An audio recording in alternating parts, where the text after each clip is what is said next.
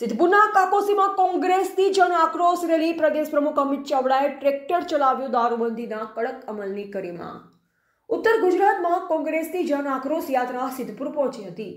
સિદ્ધપુર તાલુકાના ગાગલાસણ ગામે સ્વાગત બાદ ગુરુ 4 રસ્તા થઈ આ યાત્રા કાકોસી ગામે પહોંચી હતી। કાકોસીના મુખ્ય બજારમાં એક જાહેર સભાનું આયોજન કરવામાં આવ્યું હતું। આ યાત્રા મુખ્ય માર્ગો પરથી પસાર થતા મોટી સંખ્યામાં લોકો ઉમટી પડ્યા હતા। ગુજરાત કોંગ્રેસ પક્ષના અમિત ચાવડા, કેન્દ્રીય પ્રવક્તા પવન ખેડા, વડગામના ધારાસભ્ય જિગ્નેશ મેવાણી, પૂર્વ ધારાસભ્ય ચંદનજી ઠાકોર અને સુભાષિની યાદવ, એક્સ ચેરમેન કનુજી ઠાકોર સહિતના અગ્રણી નેતાઓએ સભાને સંબોધી હતી। સભામાં મહિલાઓએ દારૂબંધીના કડક અમલની માંગ કરી। તેમણે દારૂના વેચાણ માટે હપ્તા લેતા પોલીસ કર્મીઓ તેમજ સરકારમાં બેઠેલા લોકો સામે કડક કાર્યવાહીની અપીલ કરી। મહિલાઓએ જણાવ્યું કે ગામડે ગામડે પીવાનું પાણી નથી પહોંચતું, પરંતુ દારૂની રેલમછેલ છે, જે કારણે યુવાધન બરબાદ થઈ રહ્યું છે અને અનેક યુવાનોના મોત થયા છે। ખેડૂતોએ કમોસમી વરસાદના કારણે થયેલા મોટા નુકસાન અને આર્થિક પાયમાલી અંગે રજૂઆત કરી। તેમણે સંપૂર્ણ દેવા માફ કરવાની માંગ કરી હતી। યાત્રા દરમિયાન કોંગ્રેસના આગેવાનોએ લોકોને ન્યાય, નીતિ અને સત્યના માર્ગ પર ચાલવા માટે અપીલ કરી। આ યાત્રાને લોકો તરફથી વ્યાપક સમર્થન મળ્યું। વિવિધ સમાજના લોકો, યુવાનો, મહિલાઓ અને વરિષ્ઠ નાગરિકો મોટી સંખ્યામાં યાત્રામાં જોડાયા। આ પ્રસંગે ડોક્ટર કિરીટ પટેલ, જગદીશ ઠાકોર, ગેનીબેન ઠાકોર સહિતના અન્ય અગ્રણી નેતાઓ અને કાર્યકરો પણ ઉપસ્થિત રહ્યા હતા। ધ ગુજરાત લાઈવ ન્યૂઝ સાથે રિપોર્ટર મક્ષી ઠાકોર, સિદ્ધપુર। તમને મુકેશ અંબાણી જોડે જોવા મળશે અને રાહુલ ગાંધીનો ફોટો તમને દાળિયા, ભાગ્યા અને ખેડૂતની પડખે જોવા મળશે। આખા ખેડૂત પરિવારની આવક, ખેડૂત એના પરિવારમાં દીકરા હોય, કોઈ ગલ્લો કરીને ભૂંગળાના બટાકા વેચતું હોય, કે પરિવારની કોઈ બેન કચરા પોતા કરવા જતી હોય, કે કોઈના ત્યાં ફેક્ટરીમાં દીકરો જતો હોય, એ ખેડૂત પરિવારની આવક એ 10,218 રૂપિયા છે। હવે 2,500 ની ડીશ તો ભારતીય જનતા પાર્ટીના ચોરો ખાઈ જાય છે કાર્યક્રમોમાં સરકારી, અને આખા ખેડૂત પરિવારની આવક કેટલી? 10,218 રૂપિયા। પણ નરેન્દ્રભાઈએ તો તમને ને મને વચન આપ્યું હતું, આખા ગુજરાત અને દેશના ખેડૂતોને વચન આપ્યું હતું કે તમારી આવક ડબલ કરીને બતાવીશું। આવક નહીં, જાવક ડબલ થઈ ગઈ। આજ ગુજરાતની અંદર જે કહેવાતા વાઇબ્રન્ટ અને સ્વર્ણિમ ગુજરાતની અંદર આ કમોસમી વરસાદના કારણે 6 ખેડૂતોએ આપઘાત કરવો પડ્યો। નાજીને ડૂબી મરો ભાજપ વાળાઓ। અને એટલા માટે જનાક્રોશ રેલી એ માંગ લઈને નીકળી છે કે દુનિયા થાય પણ જ્યાં સુધી ગુજરાતના ખેડૂતોના દેવા માફ કરવામાં આવે નહીં, ત્યાં સુધી અમે ઇન્કલાબ કરવાના છીએ। અને આ વાત લઈને જન આક્રોશ રેલી નીકળી।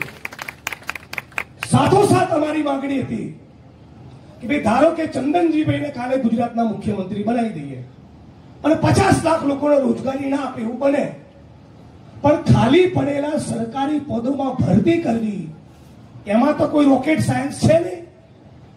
ધારો કે 2.5 લાખ પદ ખાલી હોય તો 5 વર્ષનું તમારું શાસન, દર વર્ષે 50,000 કરીને 2.5 લાખ લોકોને નોકરી આપી દો। અને બીજી અમારી ખાસ માંગણી હતી કે ખાલી પડેલા સરકારી પદોમાં ભરતી થવી જોઈએ। વર્ષોથી આપણે બધા કાકોસી હોય, સિદ્ધપુર હોય, પાટણ હોય, વડગામ હોય, ગુજરાતના ખૂણે ખૂણે જઈને બોલીએ છીએ કે આશા વર્કર બહેનો, આંગણવાડીની બહેનો, જીઆઈએસએફના જવાન, સફાઈ કામદાર, મલ્ટીપર્પઝ હેલ્થ વર્કર, પંચાયતના પટાવાળા, હોમગાર્ડના જવાનો આ ફિક્સ પગાર આઉટસોર્સિંગ કોન્ટ્રાક્ટમાં નીચોવાઈ ગયા। તો આ ફિક્સ પગાર આઉટસોર્સિંગ કોન્ટ્રાક્ટની સિસ્ટમ પણ આ ગુજરાતમાંથી નાબૂદ થવી જોઈએ। આ વાત લઈને અમે આખા ગુજરાતમાં નીકળ્યા હતા, સૌરાષ્ટ્રમાં નીકળ્યા હતા। હવે ભલું થજો હર સંઘવીનું,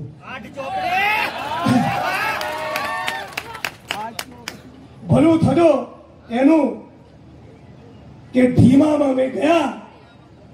બનાસકાંઠાથી યાત્રા શરૂ થઈ, ઢીમાથી 21 તારીખે, અને શિવનગર પાસે યાત્રા પહોંચી અને માનનીય તુષારભાઈ અને માનનીય અમિતભાઈની સમક્ષ મારી હાજરીમાં એક શિવનગરની બહેનો આવી અને કીધું કે જિગ્નેશભાઈ દારૂ વેચાય છે, ડ્રગ્સ વેચાય છે, ગાંજો વેચાય છે, અને વર્ષોના વર્ષથી બોલીને થાકી ગયા, પણ છતાં અહીંના પોલીસ વાળા સાંભળતા નથી.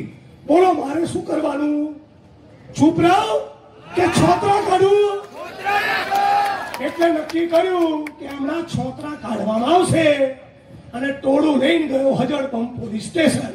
કાવો બેટમજી, બરાબર કર્યું ને?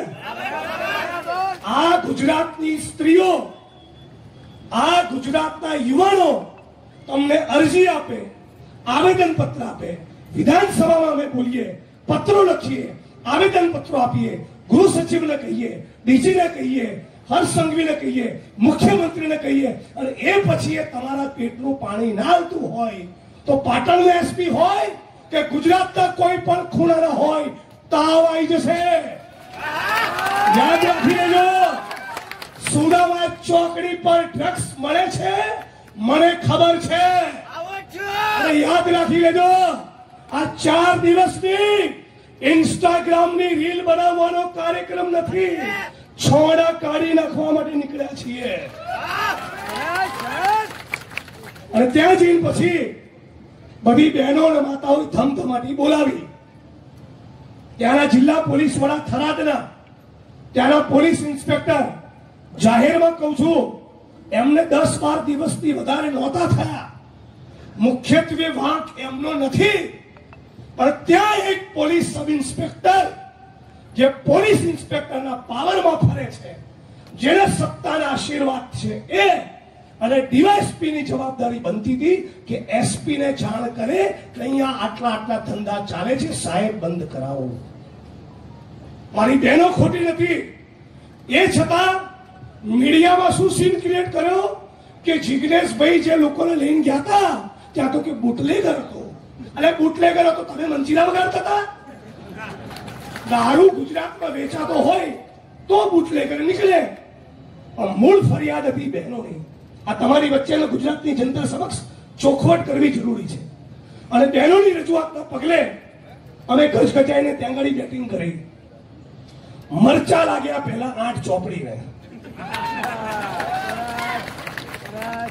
કાર્યક્રમ કર્યો થરાદમાં, અને રેલો આવ્યો સુરત અને ગાંધીનગરમાં, અને બરાબર ભરેલા તીખા તમતમતા મરચા લાગ્યા. અને પછી ભાઈ બોલ્યા કે સંસ્કાર નથી, અને ગુજરાતની વસ્તી પછી તો જે ચડી બેઠી છે, આવડી સોશિયલ મીડિયામાં ત્યારની ઘડી આજનો દિવસ ચોપડાવે છે. આખા ગુજરાતે કાર્યક્રમ ઉપાડી લીધો છે. ચારે બાજુથી ફોન આવે છે. 70 અડ્ડાઓનું લિસ્ટ મને પાટણ અને વડોદરાનું ગઈકાલે રાત્રે મને મળ્યું. પછી તપાસ કરી જયાબેન, તો લગભગ 70-80% તો બધું બંધ થઈ ગયું છે અહીંયા. બાકીનું 20-25% બાકી હશે ને એવું સમજતા છે કે અમિતભાઈ ને જિગ્નેશભાઈ તો રેલી પટેલે ઘેર જતા રહેશે. પડોશી છું વડગામ વાળો, બૂમ પાડશું એટલે આવી જઈશ. સહેજ પણ ઢીલું મૂકવાનું નથી. પણ મિસ્ટર સંઘવીને કહેવા માંગુ છું, કાવો આ કાકોસી અને પાટણની ધરતી પરથી તમને ચેલેન્જ કરું છું. દારૂ અને ડ્રગ્સના મુદ્દે ગુજરાત પોલીસ ભવનના પ્રાંગણમાં એક જાહેરમાં મારી સાથે ડિબેટ થઈ જાય, અને દૂધનું દૂધ અને પાણીનું પાણી કરીએ. તમને પડકાર ફેંકું છું, મારી સાથે જાહેરમાં ડિબેટ કરો. અને તમને વચન પણ આપું છું, 8 ચોપડી ભણેલા છો, 9માના પાઠ્યપુસ્તકનો કોઈ સવાલ નહીં પૂછું. બસ પણ તમને સવાલ તો પૂછવામાં આવશે કે કયો એ મંત્રી છે જે કુટણખાના, જુગારના અડ્ડા, દારૂના અડ્ડા અને ડ્રગ્સના કારોબારમાંથી કમાય છે. એ મંત્રી કોણ છે? આ સવાલ પૂછવો કે નહીં? જે ડ્રગ્સના કાળા કારોબારમાંથી કમાય એને ગુજરાતનો ગદ્દાર કહેવાય કે નહીં? બોલો, જે ડ્રગ્સના કાળા કારોબારમાંથી કમાય એને શું કહેવાય? એને શું કહેવાય? ગુજરાતનો ગદ્દાર. શું કહેવાય એને? બે મુઠ્ઠી તારીને બોલો, જે ડ્રગ્સ માંથી કમાય એને શું કહેવાય? કોનો ગદ્દાર? બધા બોલો, શું કહેવાય? તો આવા ગુજરાતના ગદ્દારોને છોડવાના નથી. માનનીય પવન ફાંકા ફોજદારી કરનારા નિવૃત્ત આઈપીએસ અધિકારી મિસ્ટર બ્રહ્મભટ્ટ, તું બી મેહોણાનો અને હું અસલ મેહોણાના કયા ગામમાં કેટલી જમીનો તેલ તારા હાડુ પૈને બનાવી લીધી છે ને, બધાનો રેકોર્ડ મારી જોડે આવી ગયો છે. એ ખોટી ટણીઓ જ્યાં કરતા હોય ને ત્યાં, અહીંયા નહીં, અહીંયા ગુજરાતની જનતાએ સંકલ્પ કર્યો છે આપણી બહેન દીકરીઓ માતાઓને હવે વિધવા બનવા દેવાની નથી. હું 2 મિનિટમાં મારી વાણીને વિરામ આપીશ, પણ આપ તમામ લોકોને હાથ જોડીને વિનંતી કરું છું, દારૂના વ્યસનમાંથી કદાચ તમારો દીકરો બચી જશે, કદાચ સફળતાપૂર્વક તમે પ્રયત્ન કરશો તો બહાર આવશે, પણ એકવાર ડ્રગ્સની ચુંગાલમાં ફસાયો એટલે કાયમ માટે તમે એને ભૂલી જજો. એટલા ભયંકર કેમિકલ ડ્રગ્સ આપણા ગુજરાતમાં આવી ચૂક્યા છે. બીજી ચેલેન્જ આપું છું ગુજરાતની સરકાર અને ગુજરાતના ગૃહમંત્રીને, તમે વિધાનસભાના મંચ ઉપર ગુજરાતમાં 5 વર્ષમાં કેટલું ડ્રગ્સ પકડાયું એનો સાચો આંકડો જાહેર કરો. મારો દાવો છે કે ગુજરાતના દરિયાકાંઠે છેલ્લા 5 વર્ષમાં 72,000 કરોડ રૂપિયાનું ડ્રગ્સ પકડાયું છે.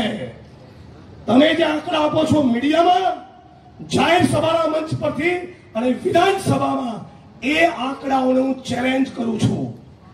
સાચો આંકડો એનાથી પણ ગંભીર છે. સવાલ નંબર 3, કાકોસીના કોઈ વ્યક્તિના ઘરમાંથી ડ્રગ્સ પકડાય તો ભાઈ પોલીસ એની પૂછપરછ કરવી જોઈએ કે ના કરવી જોઈએ? એની તપાસ થવી જોઈએ કે ના થવી જોઈએ? તો ગૌતમ અદાણીના મુન્દ્રા પોર્ટ પરથી ડ્રગ્સ પકડાયું. બોલો મારા 56 ઇંચની છાતી વાળા મોદી સાહેબ, કબ ચડેગી ઈડી અદાણી કે ઘર કી સીડી? આનો જવાબ આપો. તો ગૌતમ અદાણીના ઘરે તમે ક્યારે તપાસ કરવા જવાના છો? એટલે 8 ચોપડી ફાંકા ફોજદારી મૂકી ગુજરાતની મારી બહેનો અને માતાઓ વિધવા ના થાય એવું કરો. આવો બધા સાથે મળીએ અને એક નવું ગુજરાત બનાવીએ, એક ઉજળું ગુજરાત બનાવીએ, સાબિત કરીએ કે ગાંધી અને સરદારનું ગુજરાત છે, ઇન્દુલાલ યાજ્ઞિક અને રવિશંકર મહારાજનું ગુજરાત છે. આપણા ગુજરાતમાં એક પણ યુવાન એ ડ્રગ્સની ચુંગાલમાં ફસાવવો જોઈએ નહીં. તમે એક માણસ સોશિયલ મીડિયામાં લખો, લિસ્ટ જાહેર કરો, કોંગ્રેસ કાર્યાલયમાં પહોંચાડો, કોંગ્રેસના તાલુકા પ્રમુખને આપો, જિલ્લા પ્રમુખને આપો, ધારાસભ્યને આપો, જ્ઞાનીબેન સંસદ સભ્યને આપો, પૂર્વ ધારાસભ્યોને આપો. તમામ જગ્યાએથી ગુજરાતમાં જે ગુંજ ઉઠી છે એને ઇન્કલાબમાં તબદીલ કરી દો. કહી દો કે તમારા બાપનો દેશ નથી, ये धरती अपने आप की नहीं तुम्हारे बाप की. આ ખોખારો ખાઈને કહેવાનો છું. છેલ્લે મારી વાણીને વિરામ આપું છું. આપ તમામ લોકોને ફરી અપીલ કરું છું, ખેડૂતોના દેવા માફ કરો અને ગુજરાતમાંથી ડ્રગ્સનો કારોબાર સાફ કરો, ભાજપને સાફ કરો. આ કહીને મારી વાણીને વિરામ આપું છું. હું કહીશ, લડેંગે. તમે 2 મુઠ્ઠી ઊંચી કરીને કહેજો, જીતેંગે. કહેશો ને? લડેંગે. આ ઢીલો અવાજ ના ચાલે. લડેંગે, लड़ेंगे, लड़ेंगे, इंकलाब. अभी तो ये अंगड़ाई है, आगे और लड़ाई है. लड़वा માટે તૈયાર થઈ જાઓ, ગુમાવવાનું કઈ છે નહીં. કોંગ્રેસ પાર્ટીની વિરુદ્ધમાં કઈ રીતે બતાવી નહીં, કાયદેસર સોપારી જ આપેલી છે. આ તો બધા સારા માણસ છે, સરસ બતાવશે મને. પણ 1100 કિલોમીટર લાંબી જે યાત્રા કરી, એ યાત્રાના મૂળમાં કોંગ્રેસ પાર્ટીનો એક જ વિચાર, એક જ ભાવ હતો. એ ભાવ લઈને તમારી વચ્ચે આવ્યા છીએ કે જગતનો તાત ખેડૂત, એના દેવા માફ થવા જોઈએ. આ કાકોસીની ધરતી યાદ રાખે. ભારત સરકારના આંકડા પ્રમાણે આજની તારીખે આપણા દેશના એક ખેડૂતની ખેતીમાંથી થતી એક દિવસની આવક, ઘર પરિવારના બીજા સભ્યો બીજું કામ કરતા હોય એ નહીં ગણવાનું, ખાલી ખેતીની એક ખેડૂતની એક દિવસ